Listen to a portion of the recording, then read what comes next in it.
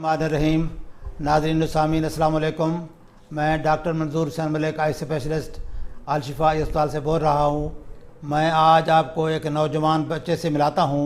बताओ कि आपकी क्या फीलिंग है, आपको कैसे ऑपरेशन कब हुआ था और अब नज़र कितना आता है आपको, और आप क्या फील करते हैं आप जब इस तरह लोगों में जाते हैं तो क्या महसूस करते हैं आप? अब नज़र तो मतलब इतना नहीं आता जितना मतलब बाकी लोगों की निस्बत जिस तरह बाकी लोगों को नज़र आता है उस आँख से जी मतलब कम नज़र आता है। हाँ। इतना नज़र नहीं आता, लेकिन मेरा सबको यही मैसेज है कि अगर आपके बेटे की या बेटी की या आपके किसी भतीजे की या एवरीथिंग किसी भी रिश्तेदार की ऐसे है तो भाई अगर उसका ऑपरेशन हुआ भी या नहीं भी सही हुई, लेकिन यार उसकी गौर करो, चेक तो कराओ, बचपन में गौर करो, चेक हाँ। तो करवाओ उसको नज़रअंदाज मत करो। हाँ। लोगों की बातों पे मत जाओ कि उसके साथ ऐसा हुआ था, उसका हो ही नहीं सकता था, ये था या वो था।